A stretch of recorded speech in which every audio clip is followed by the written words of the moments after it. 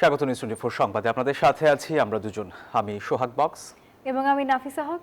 রাজধানীর মিরপুরে যাত্রী নামিয়ে গুলি ও বাসে আগুনের ঘটনা তদন্তে নেমেছে পুলিশ। একটি ফোন কলের রেকর্ড ধরেই খোলাসা হতে চলেছে এই ঘটনার জট। বাস মালিককে ফোন করে প্রতি মাসে 1 লক্ষ টাকা চাঁদা চেয়ে হুমকি দেয় নেসার নামে এক যুবক। টাকা না পেয়ে এর আগেও একজনকে কুপিয়ে মারাত্মকভাবে আহত করা হয়। শুক্রবার সকাল 7:12 সিসিটিভি ফুটেজে দেখা যায় মিরপুরের সেনপাড়ায় আলিফ পরিবহনের একটি বাসের গতিরোধ করে 4 অস্ত্রধারী। মুহূর্তেই কয়েক রাউন্ড গুলি ছুড়ে তৈরি করা হয় আতঙ্ক। নামিয়ে দেয় বাসে থাকা যাত্রীদের। চাপাতি দিয়ে বাসে কুপিয়ে আগুন দেয়া হয়।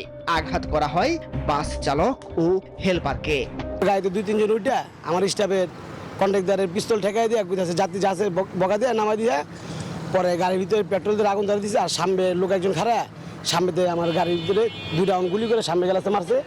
আর বলছে যে তোর কোম্পানির লোককে বলবি যে চাঁদা না দিলে গাড়িতে এমন প্রতিদিন আগুন ধরবে। ডাইন পাশে পিস্তল ঠেকে রাখছে, আরেকজন পিস্তলে ইয়া দিয়ে আমার এই পাশে গার ফাঁসিয়ে দিছে, এই পাশে গার ফাঁসিয়ে দিছে। পরক্ষণেই বাস মালিক কর্তৃপক্ষের কাছে মোবাইল কল আসে। নেসার পরিচয় দিয়ে কলদাতা হুমকি দেন চাঁদা না পেলে আর ফাঁকা গুলি নয়, এরপর কেটে নেওয়া হবে গলা। ম্যানেজার টাইম নাই, সুমন ওই যে সুমন টমন ওগুলো টাইম নেই, ওগুলো কিন্তু রাস্তায় খুব খাইবো কিন্তু না না না মাথাতে এই বডিতে মাথা আলাদা হয়েছে, বডি পরের লোকে সমাধা করেন আগে, নাহলে ওই যে ওই মোহাম্মদপুরতে কিন্তু যাইতে পারতো না। বাস মালিকদের অভিযোগ কয়েক মাস যাবৎ চাঁদা দাবি করছে একটি চক্র। মাসখানেক আগেও কুপানো হয় পরিবহনের টিকিট চেকারকে। আমাদের কাছে চাঁদা দিতেছে, হুমকি ধমকি দিতেছে, তো চাঁদা না দিলে এর থেকে আরো ভয়াবহ কিছু হবে। ওর নাম হচ্ছে নেসার এবং পিন্টু। এবার অভিযুক্ত নেসারের সন্ধান পায় নিউজ 24। নেসার ঘটনার সমস্ত দায়ভার চাপান কিলার আব্বাস নামে আরেক চরিত্রের উপর। হুমকি দেন প্রতিবেদককেও। সেটা আমি জানি না, এখন কি কোনো কিছু জানি না, জানে সব আব্বাসে, কিলার আব্বাসে জানে। ও আমারে চাকরি করে করে খাইতে দেয় না, ও জানে ভালো। ও জেলতে বাইরিয়া ও দেশ পুরো ওর দখলে লয়ে নিছে। আপনার এই মন ইচ্ছা যদি কিছু করেন সেটা তো আর ভালো হবে না, তাই না? আগের ঘটনায় কাফরুল থানায় নেসারের নামে মামলা দায়ের করা হলে 1 মাসেও তদন্ত শেষ করতে পারেনি পুলিশ। শুক্রবারের ঘটনায় বারবার চেষ্টা করেও কথা বলতে রাজি হননি থানার ভারপ্রাপ্ত কর্মকর্তা। মাসুদ সুমন, নিউজ 24, ঢাকা। গ্লোবাল সমুদ্র ফ্লোটিলার সবশেষ নৌযানটিও আটকে দিয়েছে ইসরায়েল। অবরোধ ভাঙতে নতুন করে যাত্রা করেছে আরও 11টি জাহাজ। এদিকে গাজা অভিমুখে যাত্রা করা ত্রাণবাহী নৌবহর থেকে আলাদা অবস্থানে আছেন বলে জানান আলোকচিত্রী শহীদুল আলম। এর মধ্যেই নেতানিয়াহু বাহিনীর এই ন্যাক্কারজনক কর্মকাণ্ডের প্রতিবাদে রাজপথে নেমেছেন বিশ্বের বিভিন্ন দেশের মানুষ।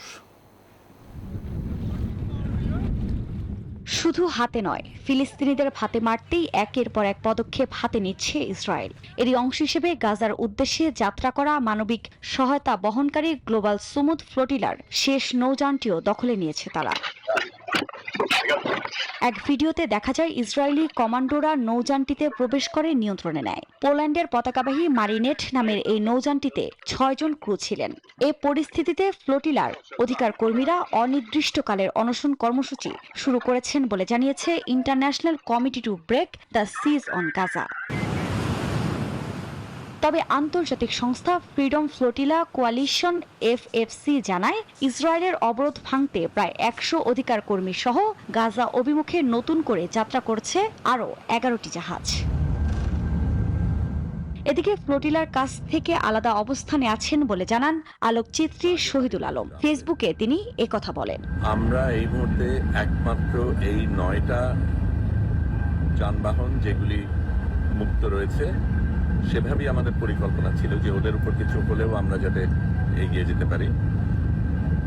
আমরা আজকে ফিলিস্তিনি টাইম জোনে এসেছি, এখনো দূরত্ব রয়েছে, তবে আজকে আমরা এই 8টা ছোট নৌকাকে পার হয়ে যাব এবং তারপর থেকে আমাদের এই জাহাজটাই সবচেয়ে আগে থাকবে। এরই মধ্যে নেতানিয়াহু বাহিনীর এ নেক্কারজনক কর্মকাণ্ডের প্রতিবাদে রাজপথে নেমেছেন যুক্তরাষ্ট্র, ইতালি, ব্রাজিল সহ বিশ্বের বিভিন্ন দেশের মানুষ। দক্ষিণ ফ্রান্সের মার্সেই নগরে বিক্ষোভকারীরা অস্ত্র প্রস্তুতকারী একটি প্রতিষ্ঠানের কার্যালয় অবরোধ করতে গেলে পুলিশ কয়েকশো আন্দোলনকারীকে আটক করে। সাধারণ ধর্মঘটের ডাক দিয়েছে ইতালির প্রধান শ্রমিক ইউনিয়নগুলো। রোমের পুলিশ জানিয়েছে প্রায় 10,000 মানুষ বিক্ষোভ মিছিলে যোগ দিয়েছেন। বিক্ষোভ মিছিল হয়েছে তুরস্কের ইস্তাম্বুলের ইসরায়েলি দূতাবাস অভিমুখে। এছাড়াও ফ্লোটিলার সমর্থনে বিক্ষোভে যোগ দেন সুইজারল্যান্ডের প্রায় 3,000 মানুষ। মালয়েশিয়ার রাজধানী কুয়ালালামপুরেও যুক্তরাষ্ট্রের দূতাবাসের সামনে বিক্ষোভ করেন আন্দোলনকারীরা। আফরিন মৌ, নিউজ 24। গাজা পরিণত হয়েছে এক রক্তক্ষয়ী মৃত্যুকূপে। শিশুদের কান্না আর মায়েদের আহাজারিতে কেঁপে উঠছে বিশ্ব। আর এর মধ্যেই গ্লোবাল সুমুদ ফ্লোটিলা আটকের ঘটনায় জাতীয় মসজিদ বাইতুল মোকাররমে সংক্ষিপ্ত সমাবেশ ও বিক্ষোভ করেছে জামায়াতে ইসলামী। সমাবেশে মুসলিম বিশ্বকে ঐক্যবদ্ধ হয়ে ইসরায়েলের বিরুদ্ধে প্রতিরোধ গড়ে তোলার আহ্বান জানান দলটির সহকারী সেক্রেটারি জেনারেল রফিকুল ইসলাম খান। গাজায় ত্রাণ গ্রহণকারী নৌবহর আটকের প্রতিবাদে ঢাকায়ও বিক্ষোভ সমাবেশ করেছে জামায়াতে ইসলাম। স্লোগানে স্লোগানে মুখর পুরো পল্টন এলাকা। প্রতিবাদ মিছিল বিজয়নগর কাকরাইল হয়ে শান্তিনগর মোড়ে গিয়ে শেষ হয়। এ সময় গাজায় ত্রাণবাহী জাহাজ গ্লোবাল সুমুদ ফ্লোটিলায় ইসরায়েলের আক্রমণ, হামলা ও বিশ্বের মানবাধিকার কর্মীদের গ্রেপ্তারের প্রতিবাদ জানানো হয়। এর আগে শুক্রবার বাদ জুমা জাতীয় মসজিদ বাইতুল মোকাররমের উত্তর গেটে সমাবেশে নানা হুঁশিয়ারি দেন জামায়াত নেতারা।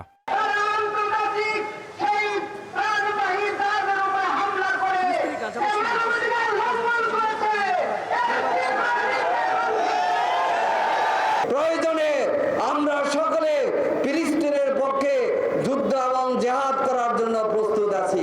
এ সময় দলটির সহকারী সেক্রেটারি জেনারেল রফিকুল ইসলাম খান বলেন, গাজায় ত্রাণবাহী জাহাজে আক্রমণ, হামলা মানবতা বিরোধী অপরাধ। ফিলিস্তিন এবং গাজায় যে দখল করা হয়েছে এই দখল মুক্ত করতে হবে। 500 অধিক এই ত্রাণবাহী জাহাজের কর্মীদেরকে অবিলম্বে মুক্তি দিতে হবে। যতদিন ফিলিস্তিন স্বাধীন না হবে ততদিন মুসলমানদের লড়াই অব্যাহত থাকবে ইনশাআল্লাহ। এদিকে গাজায় ত্রাণবহরে হামলার প্রতিবাদে ফেনী ও কুমিল্লায়ও বিক্ষোভ সমাবেশ হয়েছে। মাহমুদ হাসান, নিউজ 24, ঢাকা। বিএনপি শিগগিরই আসন ভিত্তিক প্রার্থী বাছাই করে গ্রিন সিগন্যাল দেবে। গুলশানের নিজ বাসায় আলাপকালে এই কথা জানান দলটির স্থায়ী কমিটির সদস্য সালাউদ্দিন আহমেদ। তিনি বলেন, নির্বাচনী জোট গঠনে আলোচনা চলছে, আর যারা জোটে আসবে তাদের আসন ছাড় দেওয়া হবে। আগামী নির্বাচনে আওয়ামী লীগের অংশগ্রহণ আদালতের বিষয় বলেও মন্তব্য করেছেন তিনি।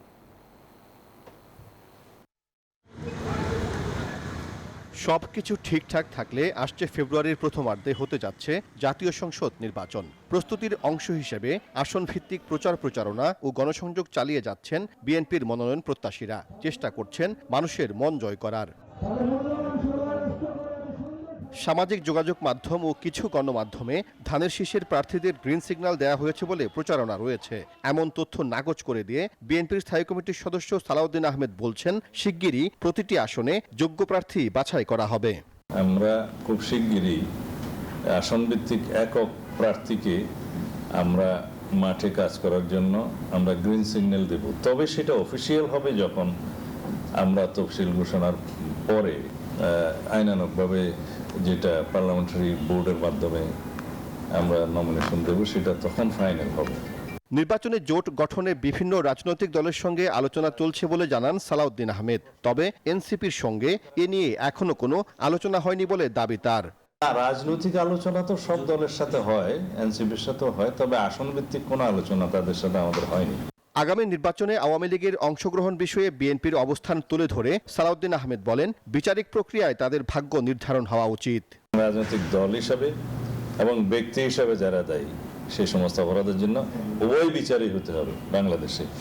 এর আগে তারা নির্বাচনে অংশগ্রহণ করতে পারবে কি পারবে না সেটা বিএনপির কোনো বিষয় নয়, সেটা জনগণের বিষয়, সেটা আইন আদালতের বিষয়। আদালতেই আমরা এখনো মনে করি সরকারের খুব দ্রুত আওয়ামী লীগের বিরুদ্ধে রাজনৈতিক দল হিসেবে বিচারের আওতায় নিয়ে আসা আওয়ামী লীগের বিরুদ্ধে মামলা দায়ের করা উচিত আইসিটি কোর্টে। আগে আইন ছিল না, এখন তো আইন সংশোধন হয়েছে। সংবিধান সংশোধন ছাড়া জুলাই সনদের বাকি প্রস্তাবগুলো এই সরকারের সময়ে বাস্তবায়নের পক্ষে সব দল একমত হয়েছে বলে জানান বিএনপির এই প্রভাবশালী নেতা। বলেন, সংবিধান সংশোধন সংক্রান্ত প্রস্তাবগুলো কিভাবে বাস্তবায়ন করা যায় তা নিয়ে দলগুলোর মধ্যে আলোচনা চলছে। সাইফুল ইসলাম, নিউজ 24, ঢাকা। আসন সমঝোতা হলে আগামী নির্বাচনে শরিকদের 100 আসন ছাড়তে পারে জামাত। খুলনা এক অনুষ্ঠানে এমন মন্তব্য করেছেন দলটির সেক্রেটারি জেনারেল মিয়া গোলাম পারওয়ার। শুক্রবার দুপুরে খুলনা মহানগরীর আল ফারুক সোসাইটি কমপ্লেক্সে ছাত্র শিবিরের সদস্য পুনর্মিলনী অনুষ্ঠানে একথা জানান তিনি। পারওয়ার আরও বলেন, 300 আসনেই নির্বাচনের প্রস্তুতি নিয়েছে জামাত, তবে সমমনা দলগুলোর সঙ্গে সমঝোতার চেষ্টা চলছে জানিয়ে তিনি বলেছেন, ঐক্য হলে তাদের কিছু সিট ছাড়তে হবে। 300 আসনে সব আসনে আমরা নির্বাচন করতে পারবো না। যদিও আমরা 300 আসনে আমরা চূড়ান্ত করেছি, প্রাথমিক বাছাই হয়ে গেছে, কিন্তু আলটিমেট কথা যাদের সামনে আমরা সমঝোতা করব, যাদের সঙ্গে একটা ঐক্য হবে ইনশাআল্লাহ, সে পরিবেশ এগিয়ে যাচ্ছে। যাদের সঙ্গে যে কয়টা দলের সাথেই হোক, কিছু সিট তোমাদের ছাড়া লাগবে, নাকি বলেন? কিছু সিট আমাদের ছাড়া লাগবে, তা না হলে তার ঐক্য হবে না। তা আমি যেমন একটা আইডিয়া আমাকে দিয়েছেন, সম্ভাবনা দেখে এমনও হতে পারে সমঝোতা করতে করতে শেষ পর্যন্ত প্রায় 100 আসন আমাদের ছেড়ে দিতে হতে পারে। নির্বাচনের আগেই জুলাই সনদ বাস্তবায়ন চায় জাতীয় নাগরিক পার্টি এনসিপি। শুক্রবার রাজধানীর শাহবাগের জাতীয় জাদুঘরে সংবিধান পরিবর্তন ইস্যুতে সেমিনারে এইসব কথা বলেন এনসিপি নেতা সারওয়ার তুষার। বলেন, সংস্কার বিষয়ে রাজনৈতিক দলগুলো একমত না হলে সরকারকে পদক্ষেপ নিতে হবে। ঐকমত্য কমিশনে বিএনপির যুক্তিতর্কের কঠোর সমালোচনা করেন সারওয়ার তুষার।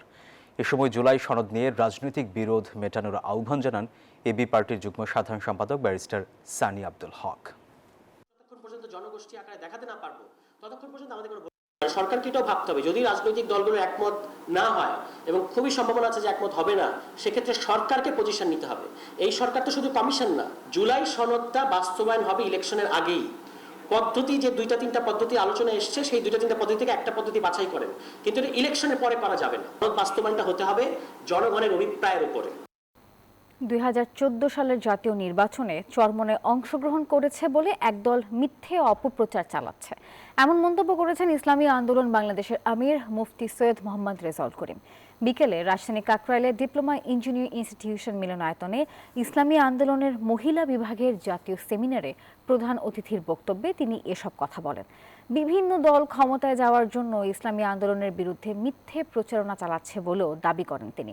আরও বলেন, যারা এসব করছে তাদের চরিত্রই হলো মিথ্যে কথা বলা।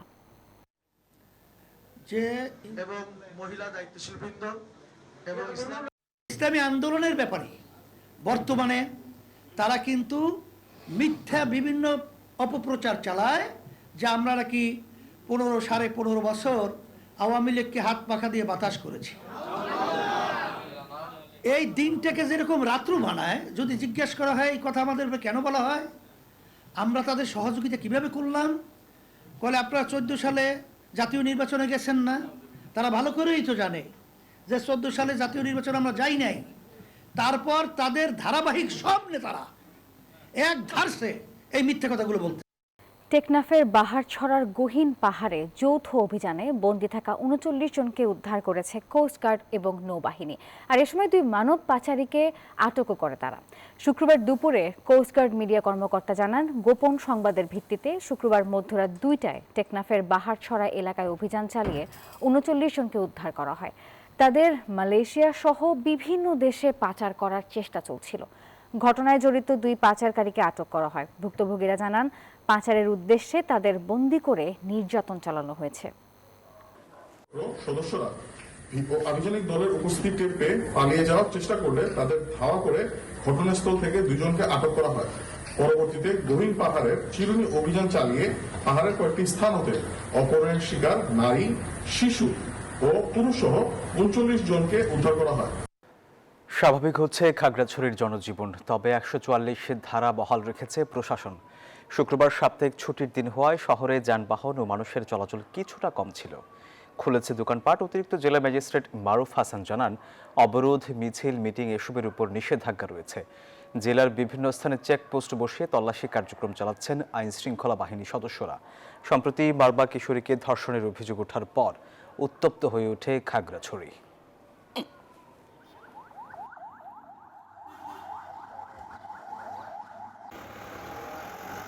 শরীয়তপুরের সখীপুরে ৬ বছরের শিশু তাইয়েবার নৃশংস হত্যার সুষ্ঠু তদন্ত, ন্যায় বিচার ও হত্যাকারীর ফাঁসির দাবিতে মানববন্ধন করেছে ঢাকাস্থ সখীপুরবাসী। শুক্রবার সকালে জাতীয় প্রেস ক্লাবের সামনে ভুক্তভোগী পরিবার ও শরীয়তপুর জেলার বিভিন্ন শ্রেণী পেশার জনগণ ও সচেতন নাগরিকরা এই মানববন্ধন কর্মসূচি পালন করেন। বক্তারা অভিযোগ করেন, প্রধান আসামি গ্রেপ্তারের ২৪ ঘণ্টা পার হলেও বিলম্ব করে তাকে আদালতে তোলাসহ ঘটনাস্থল নির্ধারণ, আলামত সংগ্রহ, তদন্তে গড়িমসি করছে প্রশাসন। থানা পুলিশ এবং জেলা পুলিশের ভূমিকা নিয়েও প্রশ্ন তোলেন তারা। এ সময় তারা বিচার নিশ্চিতে সরকারের উচ্চ পর্যায়ের হস্তক্ষেপ কামনা করেন।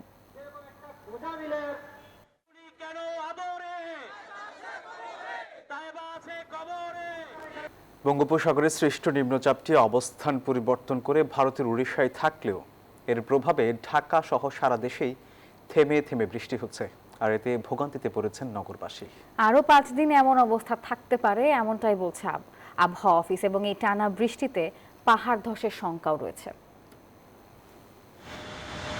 সকালের সূর্য ওঠার আগ থেকেই মেঘে ঢাকা রাজধানীর আকাশ। 6:30টার পর শুরু হয় মুষলধারে বৃষ্টি, পরে গুড়ি গুড়ি বৃষ্টি চলে 10টা পর্যন্ত। বঙ্গোপসাগরে অবস্থানরত গভীর নিম্নচাপের ফলে সারা দেশে এমন চিত্র বেশ কয়েকদিন ধরে। টানা বৃষ্টিতে রাজধানী সহ বিভিন্ন স্থানে জলাবদ্ধতা তৈরি হয়েছে, ভোগান্তিতে পড়েছেন নগরবাসী। সবচেয়ে বেশি বিপাকে নিম্ন আয়ের খেটে খাওয়া মানুষগুলো। এই বৃষ্টি হওয়াতে আমরা সমস্যায় আছি, আমাকে ইনকাম কমে যাচ্ছে। বৃষ্টির মধ্যে ভিজলে গাড়ি চালাইলে জ্বর আহে, শরীর অসুস্থ হয়, আর অনকার জ্বর এত খারাপ, শরীর মরির পুরা ব্যথা হয়ে যায়। তবে এ বৃষ্টি সহসাই মুক্তি মিলছে না। আবহাওয়া অফিস বলছে, নিম্নচাপ ভারতের উড়িষ্যায় অবস্থান করলেও বৃষ্টি থাকবে আরও অন্তত 5 দিন। রংপুর, রাজশাহী, ময়মনসিংহ, ঢাকা, খুলনা, তারপরে এই চট্টগ্রাম সব বিভাগেই মোটামুটি অধিকাংশ জায়গায় হালকা থেকে মাঝারি ধরনের বৃষ্টি, বজ্রসহ বৃষ্টিপাতের সম্ভাবনা রয়েছে। এই ধরনের যে বৃষ্টিপাত, যে ভারী থেকে অতি ভারী বা যে বৃষ্টিপাতের প্রবণতা, এটা প্রায় 6 তারিখ না হলেও 5 তারিখ পর্যন্ত হওয়ার সম্ভাবনা। নিম্নচাপের অবস্থান পরিবর্তন হলেও ঝুঁকি থাকায় সব সমুদ্র বন্দরে সতর্ক সংকেত বলবৎ থাকবে বলেও জানিয়েছে আবহাওয়া অফিস। পার্বত্য এলাকায় রয়েছে পাহাড় ধসের শঙ্কা, তাই বাসিন্দাদের সতর্ক ও নিরাপদ থাকার আহ্বান জানানো হয়েছে। মাসুদ সুমন, নিউজ 24, ঢাকা। রাজধানীর বাজারে আবারও কাঁচামরিচের দামে ট্রিপল সেঞ্চুরি। কোথাও কোথাও প্রতি কেজি বিক্রি হচ্ছে 400 টাকার বেশি দামে, আর সবজির দাম ফের ঊর্ধ্বমুখী। যদি সবজির কথাই বলি, তাহলে সব সবজি কেজিতে বেড়েছে প্রায় 20 থেকে 30 টাকা করে। বিক্রেতারা বলছেন, মৌসুম না থাকা এবং টানা এই যে বৃষ্টি হচ্ছে, এই বৃষ্টির কারণেই আসলে সরবরাহ কম, আর তাতেই দাম বাড়তি। তবে স্বস্তি নেই মাছ মাংসের বাজারেও। মাসের প্রথম সপ্তাহেই বাজারের হিসেব মেলাতে হিমশিম দশায় মধ্যবিত্ত থেকে শুরু করে নিম্ন আয়ের মানুষ। সংসারের আয়ের বড় অংশই শুধু নিত্যপণ্য কিনতেই খরচের খাতায়। রাজধানীর বাজারে কাঁচামরিচের দর হঠাৎ করে আবারও বাড়তি। গত আগস্টের মাঝামাঝিতে কেজি ছাড়িয়েছিল 300 টাকা, এখন আবারও সেই পরিস্থিতি। বেগুন, টমেটো, পটল, ঢেঁড়স, করলা গত সপ্তাহের তুলনায় প্রায় সব সবজি কিনতে কেজি প্রতি 20 থেকে 30 টাকা বেশি গুনতে হচ্ছে। মধ্যবিত্ত তারা তো সহজে কিনতেই পারি না, তারপরেও তো খাওয়া লাগে, কেনা লাগে, কারণ পেট চালাতে হবে অবশ্যই। যে পরিমাণে দাম বাড়ছে, আমাদের এই সবজি কিনে খাওয়া আমাদের পক্ষে আসলে খুবই কঠিন হয়ে পড়তেছে। ভোগান্তি তো আমাদের আসলে অনেক বেশি, এখন আমরা কনজিউম কম করতে হচ্ছে, তাছাড়া তো উপায় নেই। এখন কোম্পানিগুলো বেতনও বাড়াচ্ছে না ওরকম ভাবে, সবাই বলছে ব্যবসা খারাপ, ব্যবসা খারাপ। বিক্রেতাদের ব্যাখ্যা, মৌসুম না থাকা এবং টানা বৃষ্টির কারণে মাঠ পর্যায়ে উৎপাদন কমেছে, ফলে সবই বিক্রি করতে হচ্ছে বেশি দামে। এখন তো বড় মৌসুম না, এখন মনে করেন অনেক তরকারির সিজন না। এই পাতাকপি, ফুলকপি, ছোট ছোট জিনিস 100 টাকা পিস। আজকে কাঁচামরিচ 400 টাকা কেজি আমরা বিক্রি করতেছি। এই যে ইন্ডিয়ানটা নাই, ইন্ডিয়ানটা না থাকার কারণে দাম বেশি। মাছ মাংসের বাজারেও অস্বস্তি, বেড়েছে ব্রয়লার মুরগির দাম। সপ্তাহের ব্যবধানে কেজিতে বেড়েছে 10 টাকা। 1 কেজি সাইজের যে ইলিশটা, এটার গ্রেড বলা, এটা বেশিরভাগ বহিরাষ্ট্রে যায়, যার কারণে এই মালটার রেটটা প্রথম থেকে এই পর্যন্ত দাম বেশি। ব্রয়লার মুরগির 190 টাকা, আর সোনালী 290, আর বেচা কিনা অনেক কম বৃষ্টির কারণে। প্রতি কেজি ব্রয়লার মুরগি বিক্রি হচ্ছে 190 টাকায়, যা আগের সপ্তাহে ছিল 180 টাকা। সোনালী মুরগি বিক্রি হচ্ছে 290 থেকে 300 টাকা কেজিতে। মরিয়ম আজিজ মৌরিন, নিউজ 24, ঢাকা। ফিলিস্তিনের গাজায় ইসরায়েলি সামরিক অভিযানে 24 ঘন্টায় আরও 77 জন ফিলিস্তিনির মৃত্যু হয়েছে, আহত হয়েছেন আরও 222 জন। আর এ নিয়ে উপত্যকাটিতে নিহতের সংখ্যা 66,225 জনে দাঁড়ালো। আহত হয়েছেন 1,68,938 জন। এদিকে মার্কিন প্রেসিডেন্ট ডোনাল্ড ট্রাম্প হামাসের কাছ থেকে যুদ্ধবিরতি প্রস্তাবের জবাব খুব দ্রুতই চান বলে বৃহস্পতিবার জানিয়েছে হোয়াইট হাউস। তবে শুক্রবার বিবিসির প্রতিবেদনে বলা হয়েছে, হামাসের সামরিক শাখা এই প্রস্তাবে রাজি নয়, কারণ তারা মনে করছে এর মাধ্যমে হামাসকে নিরস্ত্র করার চেষ্টা করা হচ্ছে। অন্যদিকে রুশ প্রেসিডেন্ট ভ্লাদিমির পুতিন জানিয়েছেন, ট্রাম্পের পরিকল্পনা যদি দ্বিরাষ্ট্র সমাধানের দিকে নিয়ে যায়, তবেই রাশিয়া এটিকে সমর্থন করতে প্রস্তুত। গিনেস ওয়ার্ল্ড রেকর্ডসের 2026 সালের সংস্করণে জায়গা করে নিয়েছে একের পর এক অদ্ভুত আর অবিশ্বাস্য সব কীর্তি। রেকর্ডের পাতায় নাম তুলেছে বিশ্বের সবচেয়ে লম্বা গাধা, স্কেটবোর্ড চালানো শূকর এবং কলার আদলে তৈরি গাড়ি। আর এর পাশাপাশি অবিশ্বাস্য শারীরিক দক্ষতার নজির গড়েছেন জিমন্যাস্ট থেকে শুরু করে ভারোত্তোলকরাও। আর এবারের সংস্করণে বিশ্বজুড়ে 2247টি বিস্ময়কর রেকর্ড স্থান পেয়েছে। বিশ্ব রেকর্ড কি শুধু মানুষের জন্য? এই ধারণা বদলে দিয়েছে যুক্তরাজ্যের ডেরিক নামের এক গাধা, যে কিনা 178 সেন্টিমিটার লম্বা হয়ে বিশ্বের সবচেয়ে লম্বা গাধার খেতাব জিতেছে। তার সঙ্গী ব্যাম্বুর কান লম্বায় 35 ইঞ্চি, যা আরেকটি বিশ্ব রেকর্ড। কম যায় না মার্কিন শূকর নরবার্টো, মাত্র 11.32 সেকেন্ডে 10 মিটার স্কেটবোর্ড চালিয়ে সেও গড়েছে নতুন রেকর্ড। মানুষের দক্ষতাও জায়গা পেয়েছে রেকর্ডের পাতায়। মার্কিন জিমন্যাস্ট কাইন্ডলি হাইম্যান 30 সেকেন্ডে সবচেয়ে বেশি জিমন্যাস্টিক বারে পা দিয়ে হাত ছোঁয়ার রেকর্ড গড়েছেন। অন্যদিকে যুক্তরাষ্ট্রের স্টিভ ব্রেথওয়েট বানিয়েছেন বিশ্বের দীর্ঘতম ব্যানানা কার। গ্যাস স্টেশনে একটি কলা দেখেই এমন গাড়ি বানানোর বুদ্ধি মাথায় আসে তার। অবিশ্বাস্য শারীরিক শক্তির প্রদর্শনীও রয়েছে এবারের সংস্করণে। সিয়েরা লিওনের এডিজন ব্রাউন 1 মিনিটে 38 বার শরীর ঘুরিয়ে রেকর্ড গড়েছেন। আর অস্ট্রেলিয়ার নিকোল জেনরিচ 180 কেজি ওজনের অ্যাটলাস স্টোন তুলে নিয়ে বিশ্বের সবচেয়ে শক্তিশালী নারী হিসেবে নিজের নাম লিখিয়েছেন গিনেসের পাতায়। Desk report, news 24। বিসিবি নির্বাচনের বাকি মাত্র 3 দিন। তার আগে বোর্ড পরিচালক পদপ্রার্থীরা আনুষ্ঠানিকভাবে ভোট চাইছেন কাউন্সিলরদের কাছে। তবে যারা মনোনয়ন প্রত্যাহার করেছেন, তারা থাকলে নির্বাচন হতো আরও জমজমাট, এমনটাই বলছেন প্রার্থীরা।